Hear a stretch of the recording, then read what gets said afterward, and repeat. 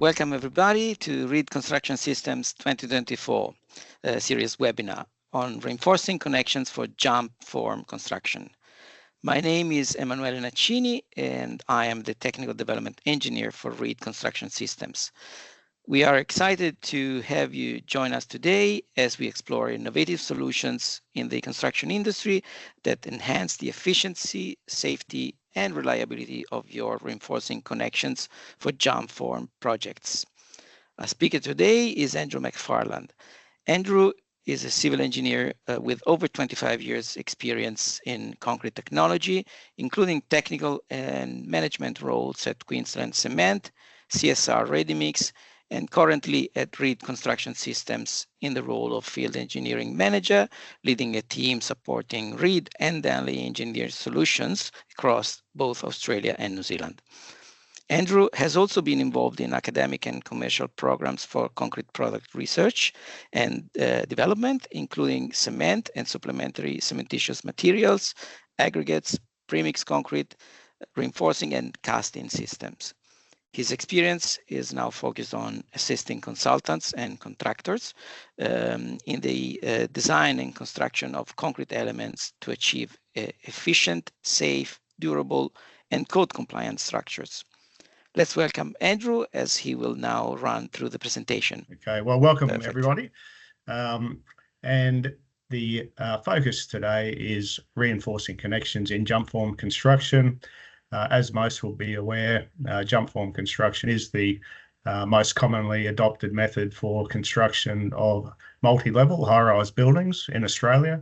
At any one time, there are between 80 and 100 jump forms in operation on current building projects in Australia. So this is a very important topic to be understood right through the supply chain from the design and construction and supply elements. So the agenda to work through the scope of what connections mean in jump form construction. We'll have a look at the different types of the core wall to beam and slab connections. We'll have a look at the code requirements, which are primarily AS 3600 criteria for anchorage design. We'll unpack a few design and construction challenges that the industry faces. We'll look at some of the risk and non-compliance elements that can creep in when we're facing those challenges. And finally, we'll have a look at the ReidBar solutions in this space. So to start at the beginning, understanding the type of joints and connection types that appear between the elements in the jump form construction. So jump form is all about auto climbing the verticals, which are typically the core walls. And because of the sliding nature of jump form systems, you cannot have protruding horizontal bars extending out from the walls during pour because the formwork needs to slide up at each level. So therefore, a provision for the connection needs to be cast into the wall. So the elements themselves that in the verticals are going to be lift cores, the stairwells, and in some cases also columns and blade walls and wing walls can also be jump formed. So that's where the first decision that the builder will typically make will be, is it going to be a core only jump form system and where the balance will be precast and or conventional formwork of columns and blade walls, or will they adopt a full floor or super jump system where all the verticals are auto climbed? The next provision that needs to be considered is how the horizontal elements, that is the slabs and decks, are going to be tied in to the vertical elements. Okay, so typically the floor decks and the band beams are going to be the primary design consideration. You have stair landings and lobby landings as well. At different levels in the building, there may be transfer slabs. There could be cantilever balconies and planter boxes on the outside of the building. So there's a range of horizontal elements that need to be tied in and each have their own unique strength and design criteria.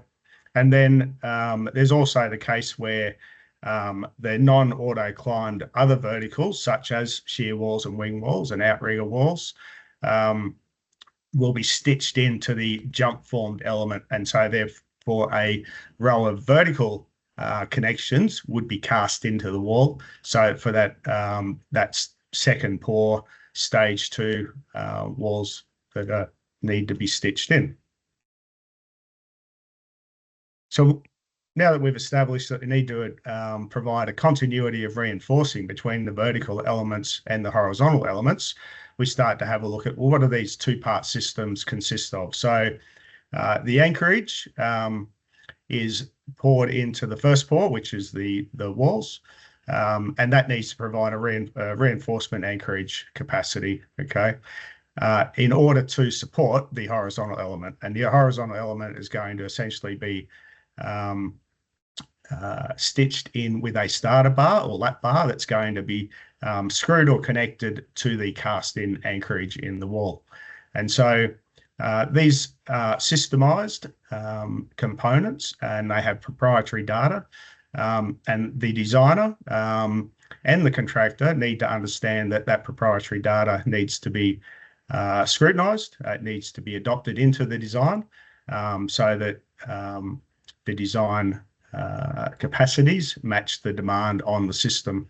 And so there's the ultimate or the end result is that a specification will be documented, and that's going to be reflective of the design check between the capacity of the connection system and what the design and detailing needs to be to satisfy AS 3600. So obviously there's consideration of the various load actions being applied at those joints, in tension, moment, and shear capacity, and then making sure that the criteria for serviceability, which we'll be considering displacement and crack control, strength limit state, so what's the elastic response of the connections, and then ductility and overstrength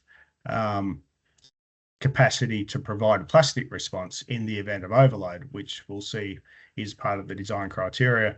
And once all that has been considered, a specification will be documented within the structural drawings, and that will cover the bar size and spacing and the area of steel that's required at that joint along the connection, and that will also be single or double rows.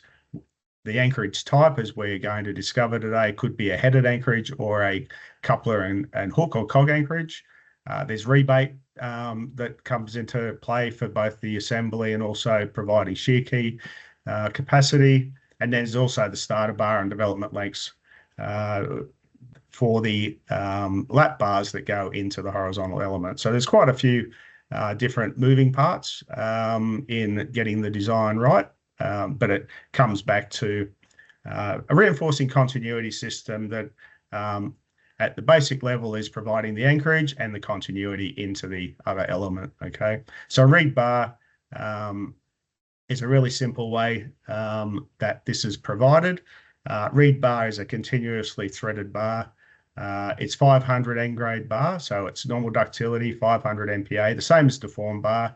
It's ACRE certified to AS 4671. It's made here in Australia, and it's in the size, 5 sizes from 12, 16, 20, 25, and 32. And as I mentioned before, the designer has 2 options in how to provide for the connection.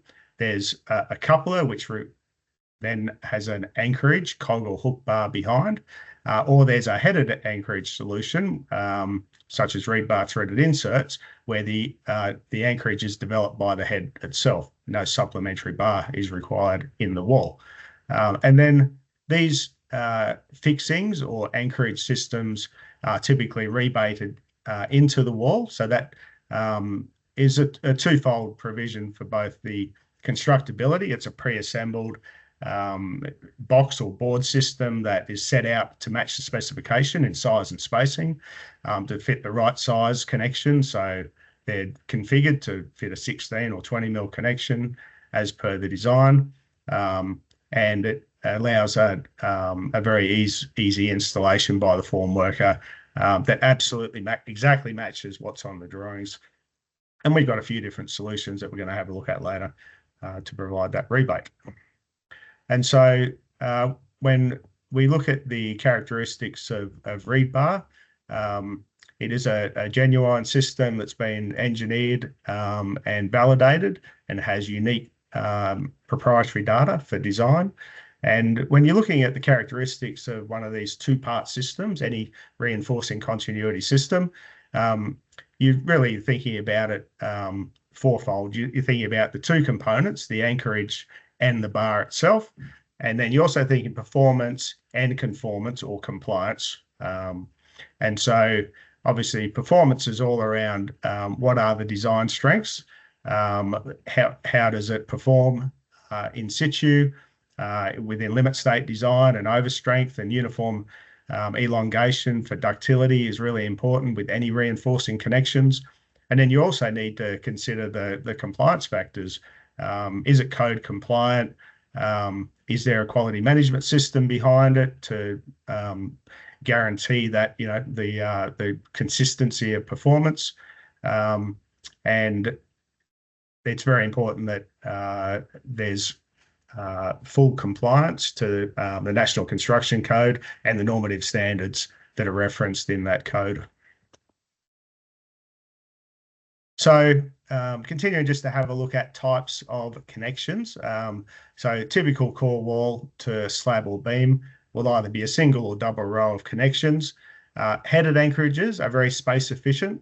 They were developed initially and continue to be a very good solution to this day because they are very high performance within a relatively short embedment depth. Okay, so jump form walls between 200 to 300 thick typically can be a bit space limited in order to get a coupler and cog anchorage. Precast panels, these are used in as well, obviously are even thinner again.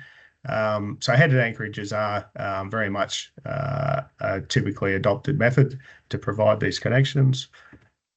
There's a range of different applications around the slabs, but also landings, so lobby landings within a lift lobby, or also obviously stair landings within a stairwell. There can be cases where you have back-to-back connections where there's a slab both sides of a jump form wall, and so they can be staggered in order to fit and make sure there's no clashing. And the images there on the right are just showing that after you strip off the form board system or the rebate system, the insert or the anchorage fixing is exposed, and then the starter bar is screw fixed into it. So that's as the decks come in to tie into the verticals. So gives you a bit of visibility around that. And then, as I mentioned, coupler and cog anchorages are the alternate. They do require deeper walls, thicker walls in order to develop full anchorage. There are minimums we're going to have a look at. But the main takeaway here is that couplers are typically referred to double-ended that do require an anchor bar to provide their anchorage. Because on their own, they don't have any anchorage. They don't have a foot on them. So it's relying on the bar anchoring into the first port, which is the wall, and then obviously the other end, the starter bar ties into. All right, so let's dive into some of the code requirements. So AS 3600 is the Bible in this space, and Section 19 has very clear criteria for fixings. The designer's responsibility that really is key is that fixings shall be designed to yield before ultimate failure in the event of overload. So what that means is that you need to be utilising the full design capacity of the bar, so that up to its yield point, which is 500 MPa, or reduced steel capacity, it has a 5 factor, but you're really looking at that full elastic response, moving into the plastic zone where you get uniform elongation of the bar. And that's all designed around absorbing energy and allowing a ductile mode to occur so that energy is dissipated, and to avoid brittle failure, because that is the overriding criteria of making sure that the bar can develop its ductile properties and allow the building to, or the structure, and the elements to displace without actually breaking. Because when you look at brittle failure, you're talking concrete breakout, okay? And there's no coming back from that. The design capacity requirements do have limit state reduction factors. For headed anchorages, the 5.6 must be applied, and that's typically built into the data or needs to be applied by the designer. So it's very important that the designer understands if 5 factors have been applied. And also with headed anchorages, spacing and edge distance reduction factors apply. Okay, so that also needs to be investigated based on the proprietary data by suppliers, so that the true design capacity can be derived and applied to in the design checks. There's no deemed to satisfy solutions for reinforcing connections. So therefore, performance-based solutions prevail, and therefore the data will either be based on a calculation method, and there are internationally adopted methods for that. A CCD is called concrete capacity design. We're going to have a look at that. Or other engineering judgment, or the data may be based on prototype testing, and there are procedures for how to correctly test and validate systems in Appendix B of AS 3600. So it has provision for either calculation or testing. Okay, and then seismic design. So when we start then considering overload, it could be overload from wind, it could be seismic movement, it could be accidental overload and impact. But seismic is obviously the one that is the most common overload situation that's designed for around the world, and is starting to become more prevalent in Australia. And when you look at limited ductile structure, for example, the seismic design, and you have overstrength factor of 1.3. So now you're designing up to 650 MPa of the bar and starting to consider what's the ductile and plastic response right up to that bar break point of 650 MPa.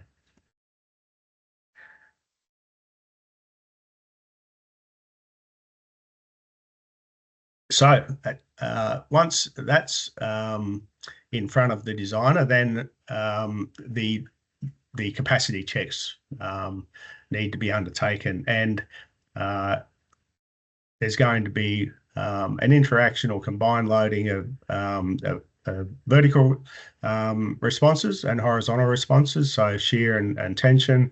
There's going to be bending moments potentially that need to be carried into the wall, and so the data needs to be therefore analysed for each different design or load action, but also the interactive that we'll look at. So with the tensile capacity, trying to develop the full design strength of the bar, which is phi FSY. So where phi is 0.85 to the code, so which comes out to be 425 MPa. And so the NUC or NURC, which is the concrete capacity, needs to exceed that steel capacity. So steel governs, so you then have a full elastic design and move into that ductility in the event of overload. And then you have the shear factors. Now, the shear can be a combination of concrete edge shear of the insert itself, although typically in walls that's very high because there is no close edge. So then you're also looking at the steel shear capacity and also other dowel actions of the bar itself in the slab. So there's a bunch of different shear design criteria that needs to be analysed, and whatever that limiting factor is for shear then needs to be checked against what is the shear load itself and gravity loads. So with limit state design, serviceability and strength are the two levels. With serviceability, for flexural members, which the slab and beams are, There's very strict control around cracking.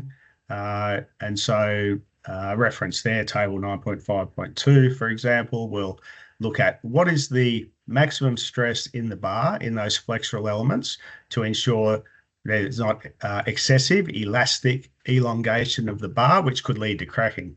Okay, so typically that's around up to 250 MPa. So for serviceability, you're not designing to the full 425 MPa of the bar. And so the fire NUC needs to be checked that it does exceed that steel stress.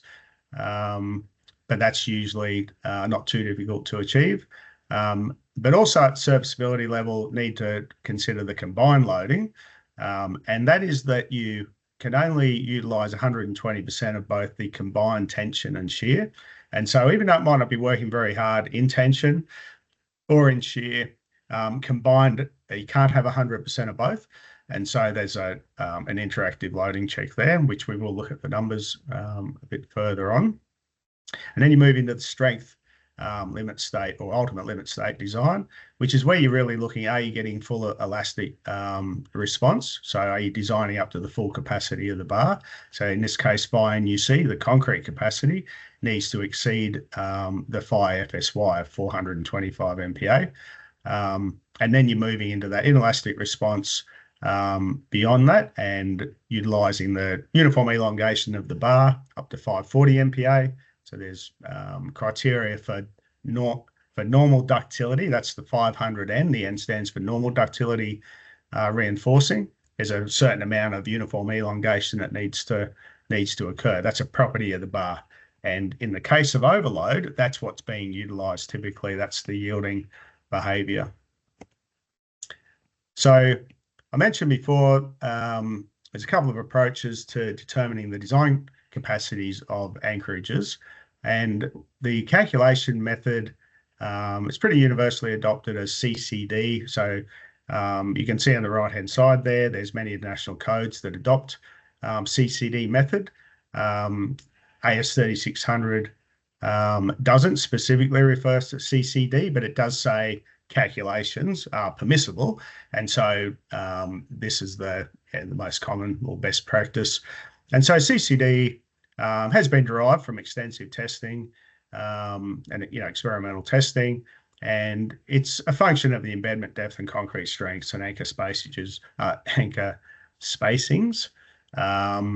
and edge distances. And there's also factors of the head bearing area and shape factors as well.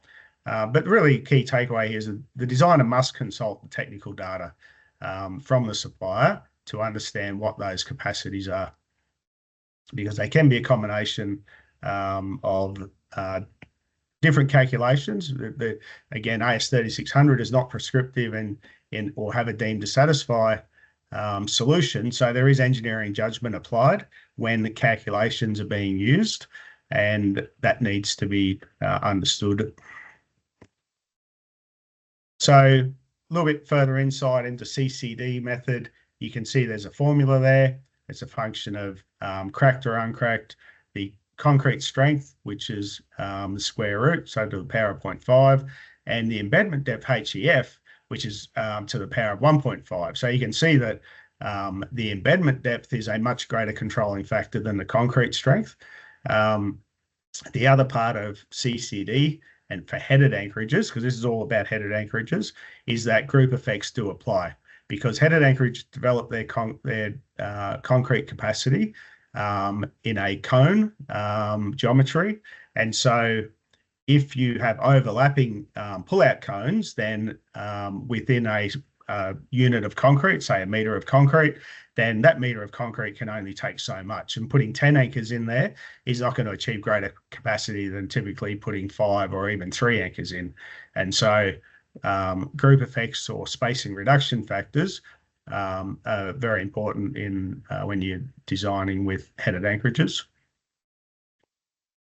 So as CCD method proves to us, the embedment depth effect is the most critical.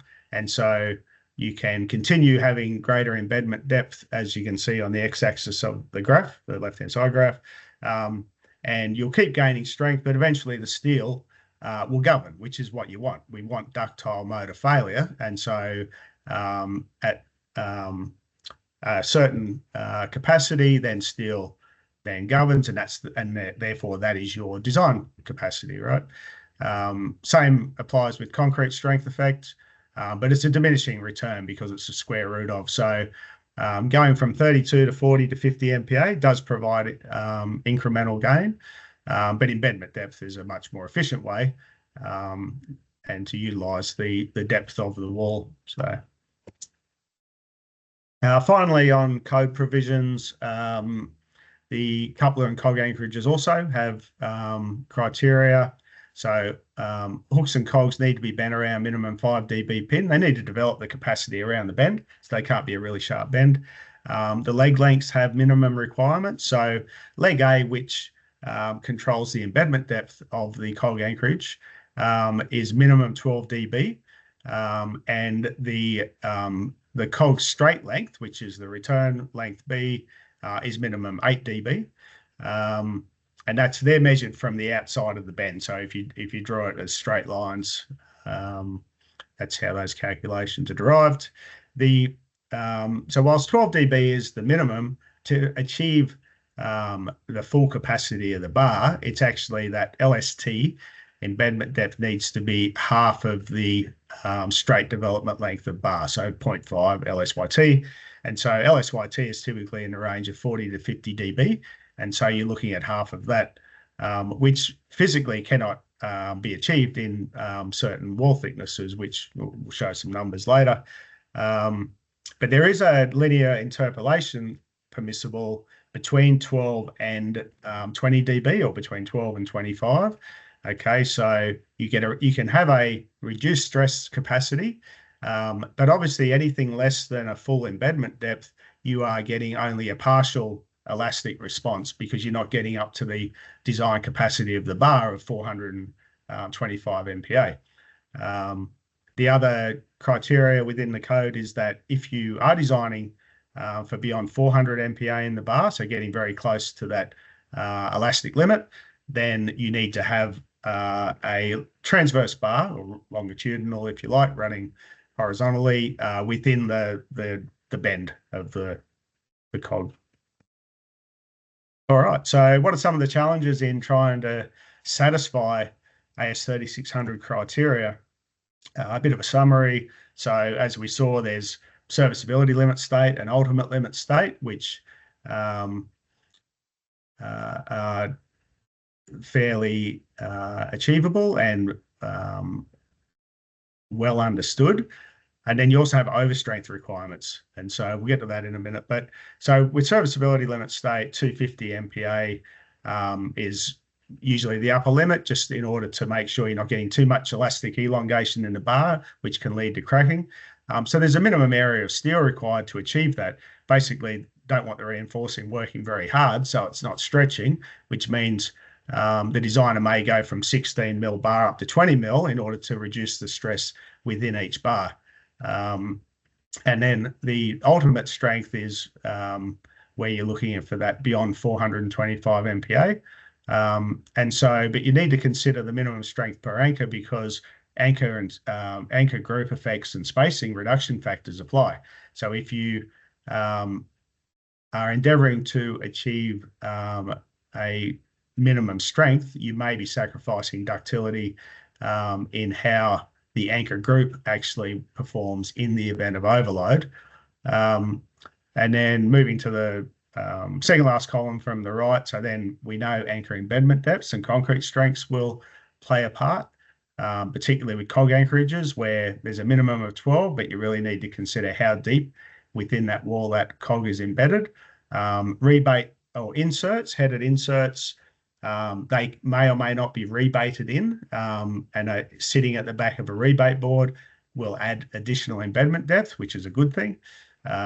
And then also, if 50 MPa concrete was being adopted in the project, then additional capacity will be achieved as well. And then there's those anchor design checks around the response of the horizontal and vertical reactions, and also the combined shear and moment. So, and then going back to the overstrength piece, which is really seismic design, where you're trying to achieve up to 650 MPa, this is where limit state phi factors have been removed. So we're not talking phi NUC anymore, we're talking NUC, and we're looking at that ductile and plastic response right up to bar break. So this is where the behavior of the connection at full capacity of the bar and breakage, and will the concrete break out, or will the bar yield and be ductile and achieve full yield capacity. And so that's the next level of seismic and overstrength design that is starting to be considered, and we'll have a look at some numbers around that. As we just saw, elastic design and the normal limit state, not too hard to achieve. With the ReidBar threaded inserts in a single row system, 12 millimeter inserts and bar, 200 centers, will achieve 95% elastic design, which may be deemed to be satisfactory. But 16s at 300 is the phi NUC exceeds the steel, so therefore it's 100% elastic design, and 20s at 400. Okay, and as we saw, the embedment depth and concrete strength effects can enhance those factors even more. Those numbers are based on 40 MPa concrete, and the insert only set back 8 millimeters on either a poly board or a nailing plate. Other box systems set the inserts back further. Just to recap on the combined tension and shear piece again, can only get 120% utilization combined.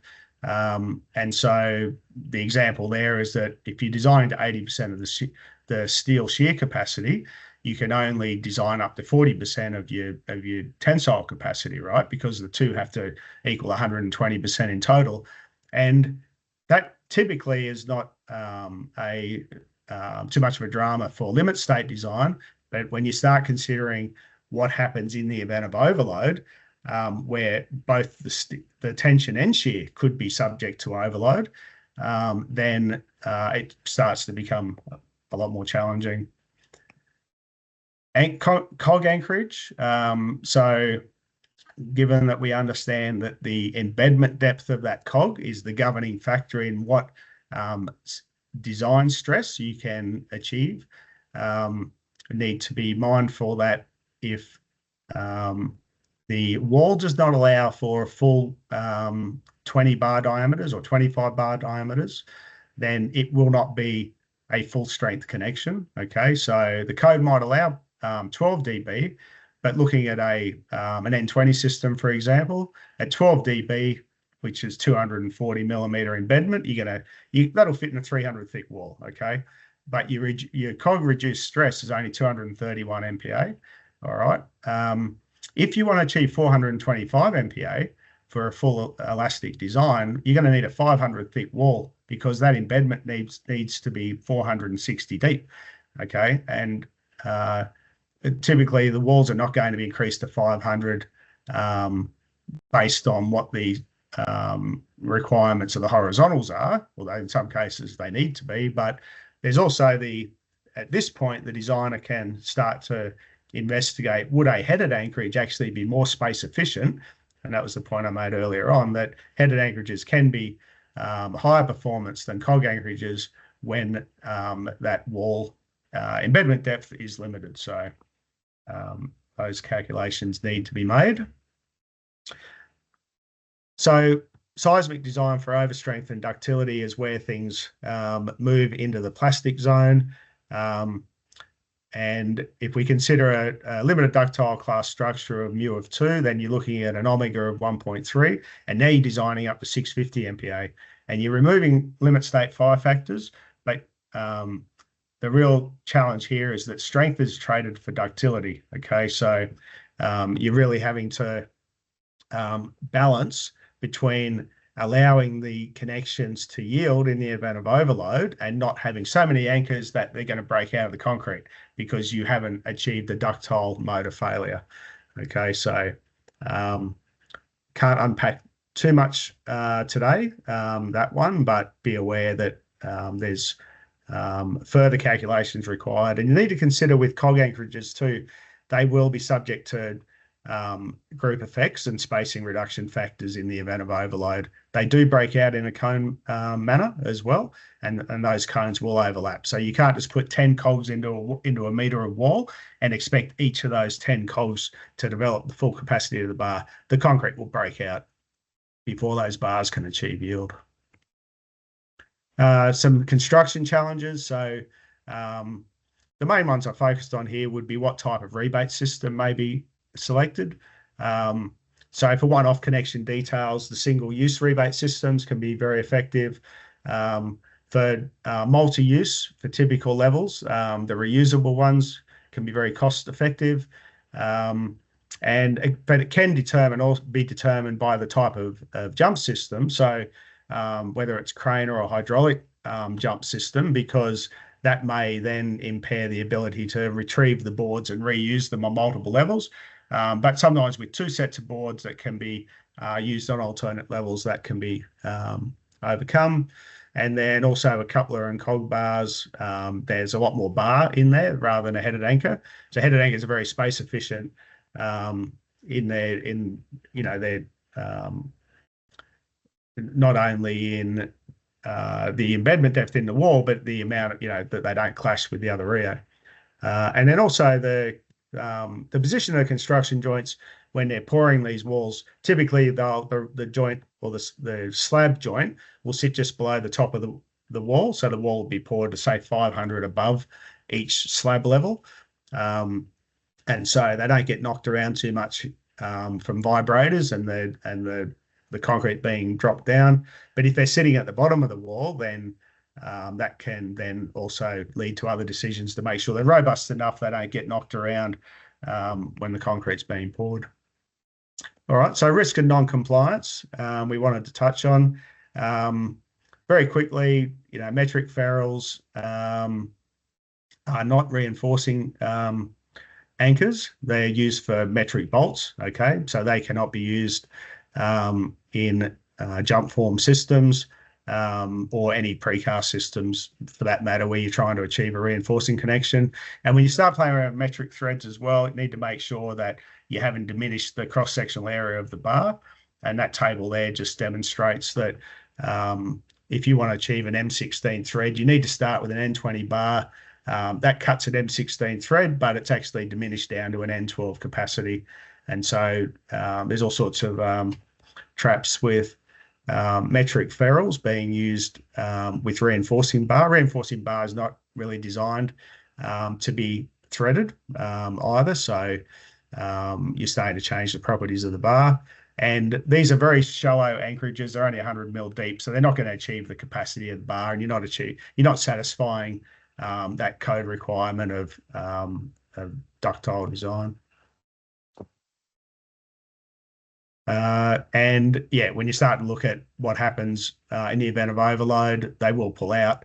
And also the metric threading of bars can be lack quality control because it's not a system. So someone will sell a metric ferrule, someone else can tap a thread on a bar, and it may be too long or too short to fully engage and lead to problems. So it's problematic.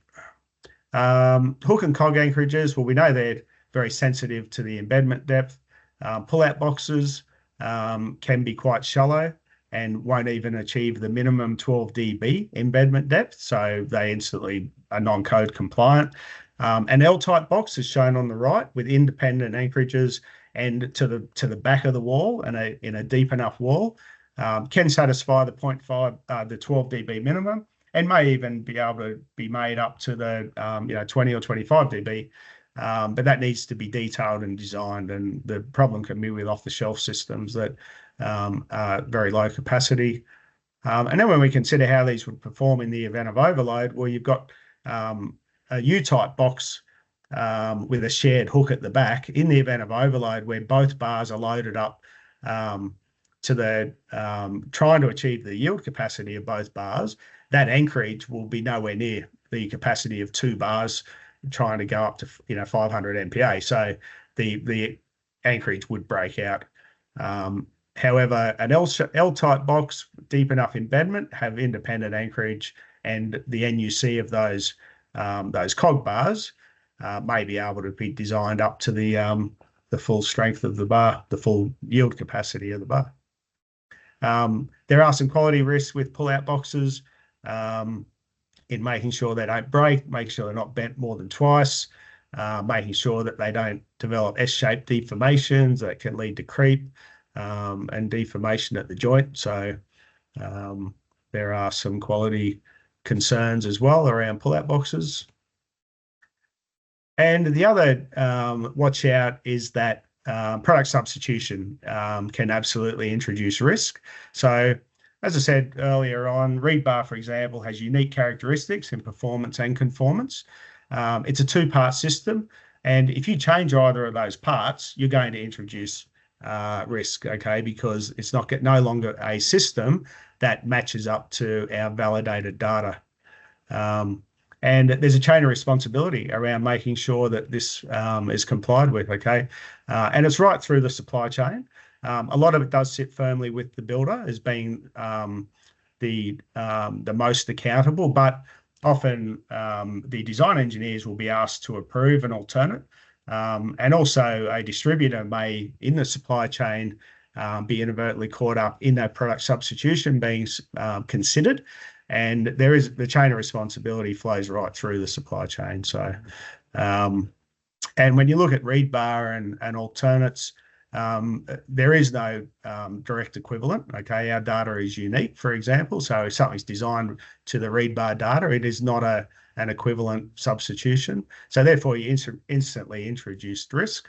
And then also there's compliance to Australian standards, which are legislated, and there's also then impacts on warranties and product guarantees and product liability insurance and everything else. So pretty big risks in making product substitutions without the right checks and balances and understanding the comparative performance. And so this table here just demonstrates that apples aren't apples. On the far right-hand side is the data for a system with CCD, calculated data. Okay, so with ReidBar threaded inserts, 16 mil at 200 centers, you're getting 58 kilonewtons per anchor capacity.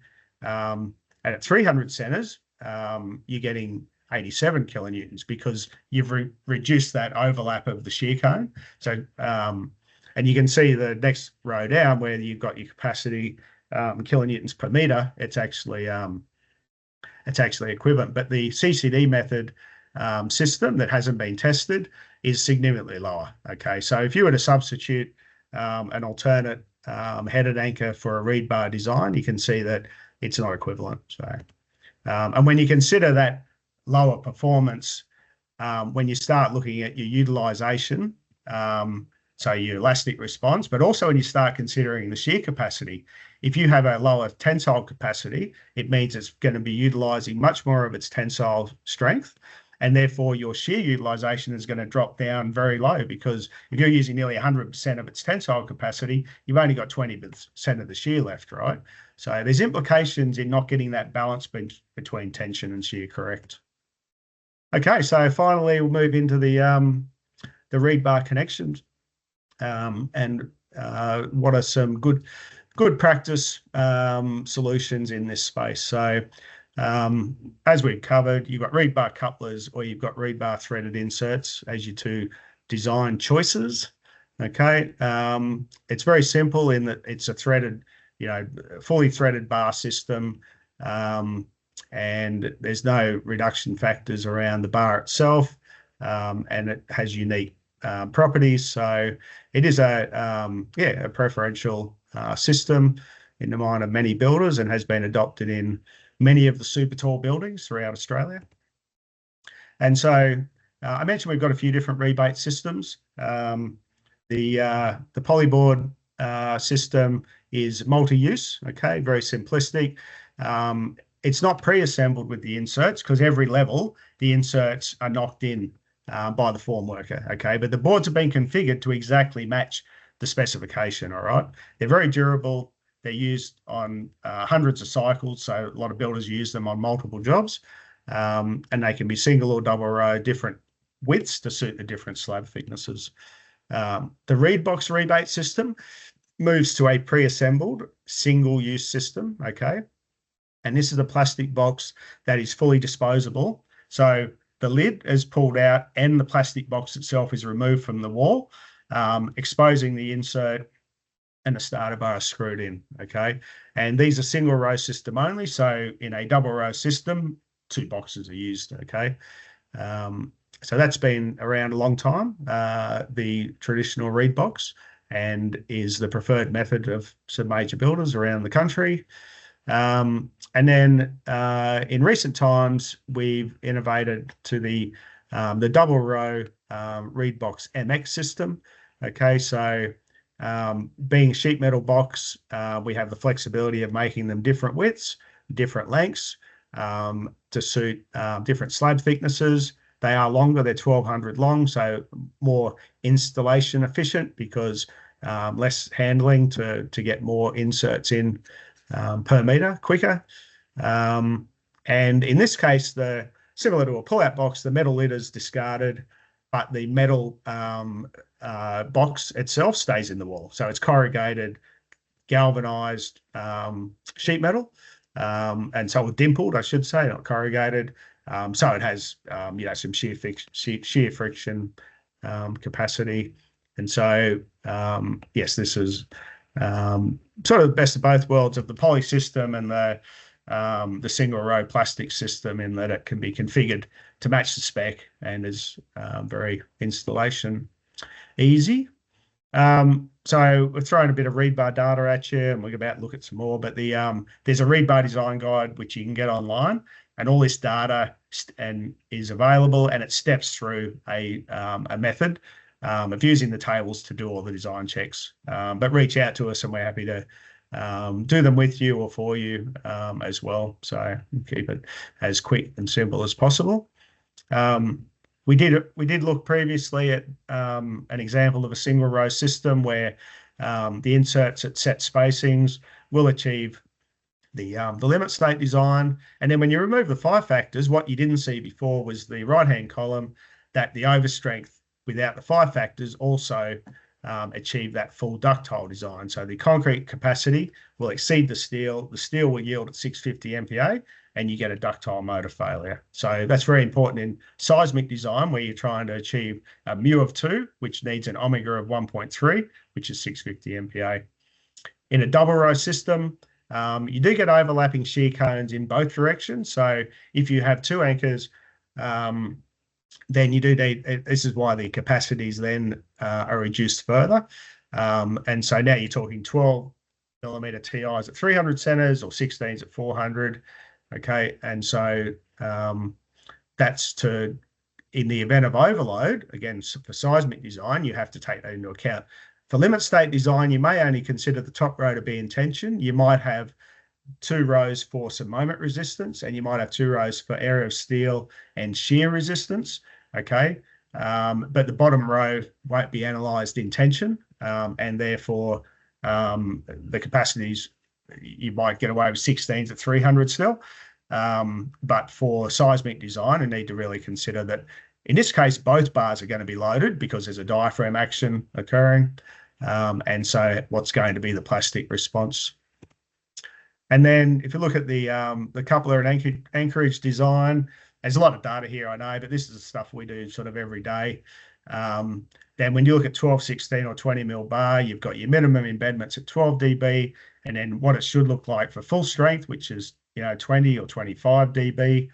And then, as I mentioned before, you got to consider overstrength, where what's going to happen at 650 MPa, and how would a group of cogs really behave in the event of overload. And there's strut and time modeling, for example, or finite element analysis that may need to be done, because cogs are deemed to satisfy for limit state design, but there's actually very little commentary or knowledge about how they perform in overstrength, okay? Finally, to wrap up, we're going to have a look at just what the ReidBar process and what our what our offer looks like. So we've spoken a lot about design today, but it moves into the procurement stage. Things have to be scheduled, shop drawings have to be created, and then there's the construction phase, which is very cyclical with high-rise. Very important to stay to the program. Any delays very unfavourable. And so, yeah, getting all that scheduling and site support to make sure everything runs smoothly is really a big part of our total offer in this space. Going back to the design, there's, as I said, there's a connection specification that's documented, and everything flows on from there. It can be a mix of couplers with cog bars and headed anchorages on any particular job, for the reasons that we've just unpacked today of why you would use one or the other. General arrangements will typically then show all the different types of connections around the cores.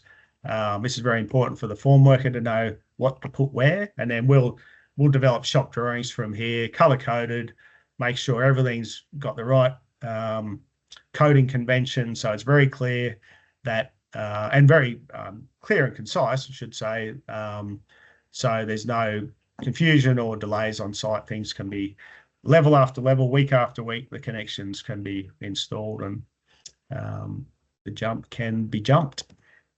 And, you know, that boils down to not only the shop drawings, but a lot of scheduling spreadsheets, which we'll share with the reinforcing distributor, the builder, the form worker, and in some cases, the consulting designer will also have access to that to see that we've scheduled exactly what is on the drawing, and there's that surety of what's going to be built is what was designed. On behalf of everyone, thank Andrew McFarlane for a very informative session, and thank you all for your attendance. Hopefully it's very informative. It's a pleasure. Thank you for joining us. Thank you all. Thank you all. Bye. Bye.